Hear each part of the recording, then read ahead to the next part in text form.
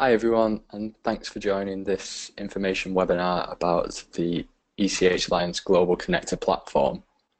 I'm Matt Rigby. I am the project lead for the Global Connector Platform, and I'm going to take just 10 minutes to give you a very quick introduction to the connector with some tips on how to make the most out of it for your ecosystem. Obviously, every ecosystem is different. And so there will be some differences in the way that you as ecosystem coordinators engage with Connector. That's completely fine. There's lots of features on the platform, and we certainly don't have time to cover everything today. We will do more of these sessions, so we'll do a series of sessions in a little bit more detail to this one, focusing in on specific items of functionality. And if you do have any questions, then please do reach out to me. My email address is matt@echalliance.com. I'm always happy to speak on a one-to-one basis about particular aspects of functionality or to find ways that we can support you to make use of the platform. So before I dive into the functionality, I just want to give you a little background about the Connector platform as a project. So it's something that we started now a little over 2 years ago, and it's been continuously evolving since then. The most recent update was released back in May this year, and with that update came a number of new features and a number of improvements to overall functionality and usability. So that's really what I want to show you today. So a number of core features on the platform, but first and foremost you need to access your profile, and to do that you would sign in here on the right hand side.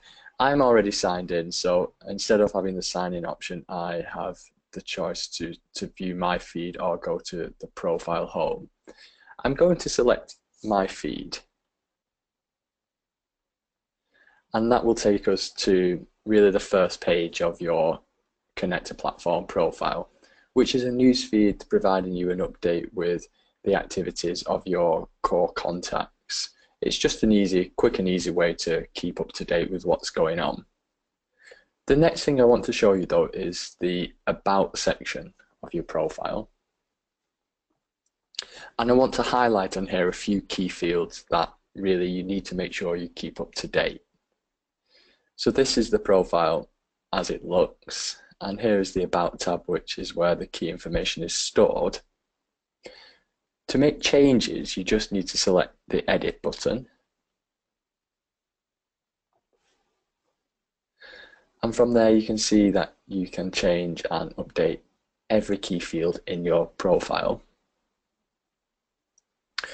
The fields that I want to bring your attention to in particular are the location fields, so city, town, country, and overall location.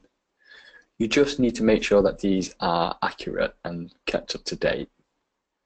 And then a little bit lower down the profile there's the interests and expertise section. Likewise, it is just worth reviewing these and making sure that you are not missing any or that you don't need to update in any way. I'm going to add one here just to give you a demonstration. So I'm going to select public policies and then I'll save those changes here at the bottom. And really the reason it's important to keep those fields up to date is because the next thing I'm going to show you is the directory. And this is where you as a user of the platform will search for other users, whether that's on location, on membership of specific groups, or on specific areas of interest and expertise. In this particular case, I'm just going to show you that you can filter by country. So I'm going to select Spain from the list of countries.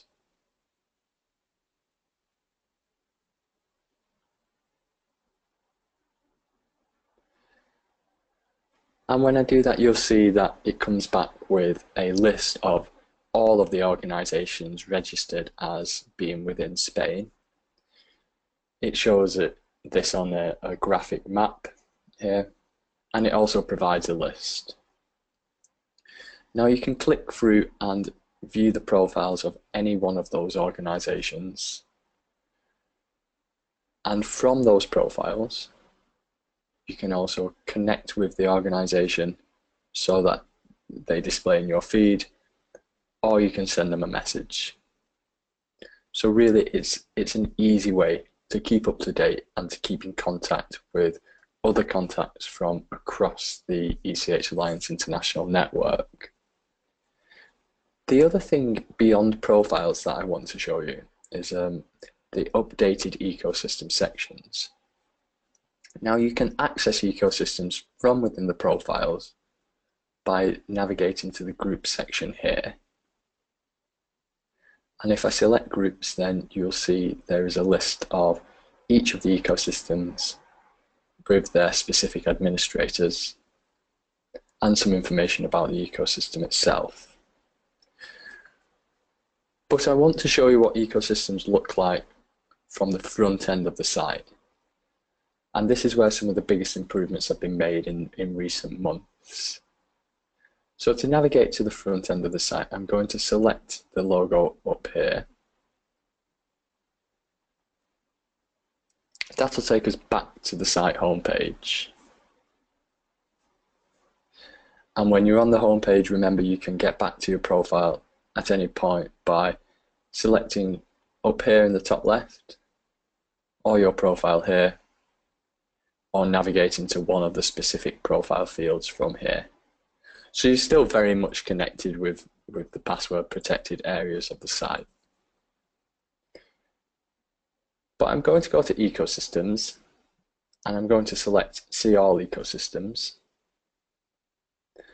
And hopefully you'll see, especially if you've not been on the site for a while, that the listings for ecosystems is much updated. So there's a list here of each of the ecosystems, each of the established ecosystems in the network. And I can select and view some key information about each and every one. I'm going to use Ulu as the example.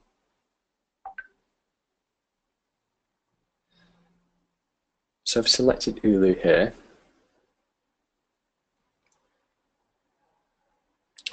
And you can see there is a banner, image, some key stats, key priorities for the ecosystem, and a link through to the ecosystem coordinator and more information about the particular ecosystem. Now this part of the website is public facing, so each of these high-level ecosystem profiles are available to any visitor to the site who might want to know a little about the particular region. To move in any way beyond this, however, so to move on to the ecosystem coordinator profile or to more information about the ecosystem, you would have to be logged in. I'm just going to show you what happens if you select the ecosystem profile. In this case, it's Nura. And just with any other profile on the site, you can connect with Nura and you can send a message to her as a fellow ecosystem coordinator.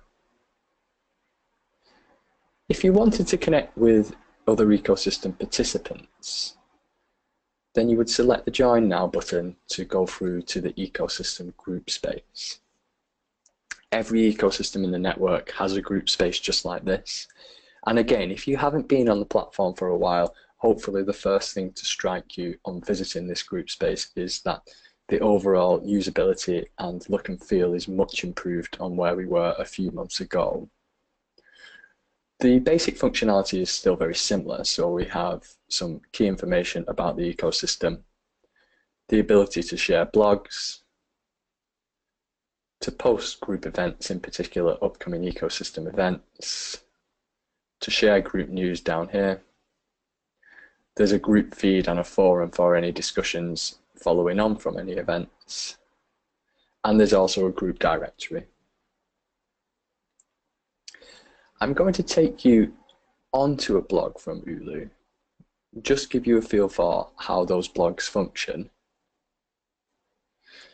And Ulu is a particularly good example for a blog because we've worked together to identify a very easy way to put content onto Connector on Ulu's part.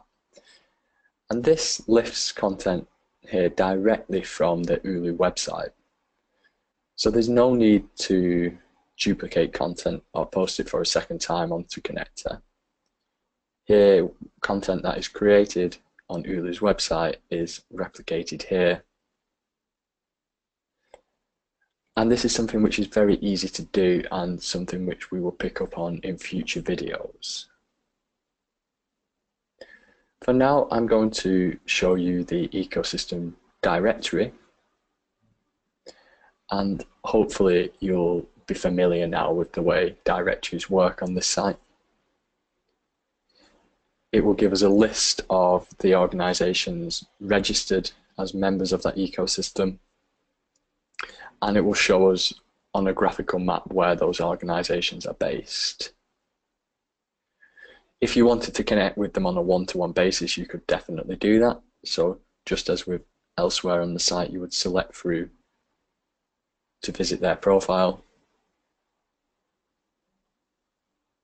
And from there, you could connect with them and send them a message.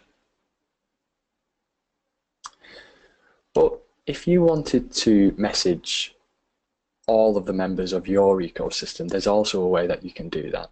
So I've just shown you how to connect with members of other ecosystems, or indeed members of your ecosystem, on a one-to-one basis. But to message them all as a whole, there's also a way to do it. And you need to select up here in the top right of an ecosystem group page the option to message all members. Now this will only work for ecosystems of which you're a coordinator. You need to have admin permissions on the specific ecosystem group to do this. But actually the functionality is quite powerful, so you can include images, videos, any web-based content in a message to the ecosystem members and send that very, very easily. I'm not going to actually send a message in this case because it would message all of the members of the Ulu ecosystem, but hopefully from this you get an idea of what functionality is available. And again, we will pick up on sending group messages in future videos. So that brings us to a conclusion for this particular session.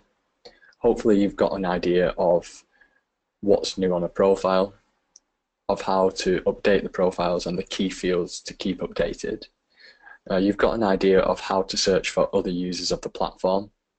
You've seen the new and updated ecosystem functionality, and you've seen how to briefly post a blog and connect with ecosystem members. If you do have any other questions, then please do get in touch with me. Again, my email is matt@ECHAlliance.com. I'm happy to pick up offline and discuss on a one-to-one basis. And we will do additional videos going forwards. So thank you everybody, and speak soon.